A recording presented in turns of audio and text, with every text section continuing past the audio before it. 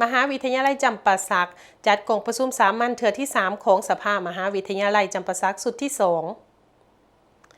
ในตอนเสาร์ของวันที่ 6 กุมภาพันธ์ 2026 ผ่านมานี้ที่ห้องประชุมตึกสำนักงานผู้อำนวยการมหาวิทยาลัยจำปาสักได้จัดกองประชุมสามัญเทื่อที่ 3ของสภามหาวิทยาลัยจำปาสักสุดที่ 2โดยการเป็นเกียรติเข้าร่วมเป็นประธานกองประชุมแม่นฐานปริญญาเอกนางพรสวรรค์เทพสุรินทร์ผู้อำนวยการมหาวิทยาลัยจำปาสักรองประธานสภามหาวิทยาลัยจำปาสักเข้าร่วมในกองประชุมครั้งนี้มีฐานห้องผู้อำนวยการเลขาธิการสภา